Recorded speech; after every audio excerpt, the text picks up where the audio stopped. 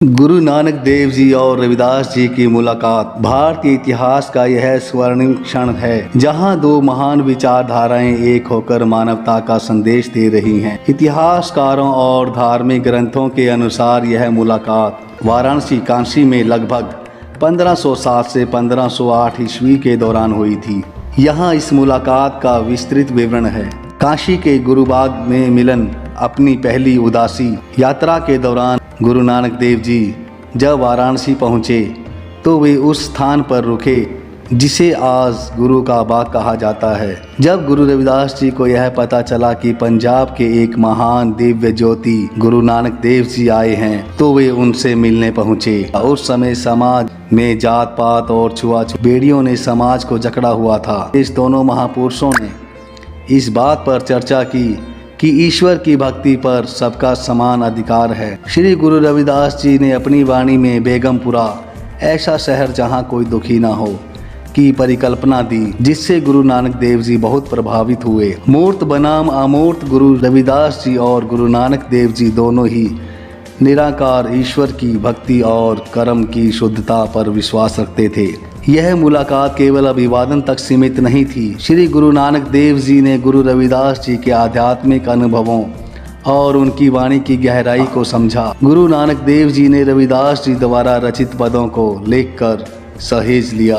यही संग्रह बाद में 5वें गुरु श्री गुरु अर्जन देव जी द्वारा श्री गुरु ग्रंथ साहिब के संकलन के समय उपयोग किया गया। इस मिलन ने समाज को एक बड़ा संदेश दिया। एक खत्री कुल में जन्मे गुरु और एक तथाकथित नीच जाति से संबंध रखने वाले भक्त के बीच का यह प्रेम समाज के मुंह पर तमाचा था जो ऊंच नीच को मानता था।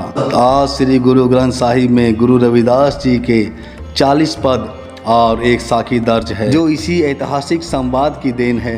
एक प्रचलित प्रसंग कठौती में गंगा कहा जाता है कि जब बातचीत के दौरान गंगा स्नान की बात चली तो श्री गुरु रविदास जी ने अपनी उसी प्रसिद्ध पंक्ति को दोहराया था, मन चंगा तो कठौती में गंगा। गुरु नानक देव जी ने उनकी इस सहज भक्ति और काम को ही पूजा मानने के सिद्धांत की सराहना की थी। क्या आप गुरु रविदास जी के उन विशिष्ट शब्दों के बारे में जानना चाहेंगे जो गुरु ग्रंथ साहिब जी में दर्ज हैं? जब दो महान ज्योति मिली काशी की पावन धरती पर, गुरु रविदास जी और गुरु नानक देव जी की ऐतिहासिक मुलाकात हुई। जब गुरु नानक देव जी वाराणसी के गुरु का बाग पहुँचे तब रविदास जी उनसे मिलने आए। उस समय दोनों के बीच रूहानी चर्चा हुई।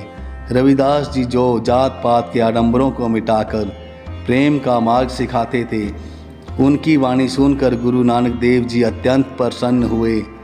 गुरु नानक देव जी ने उनकी विचारधारा को परमात्मा का सच्चा संदेश माना और उनकी रचनाओं को सहेज लिया।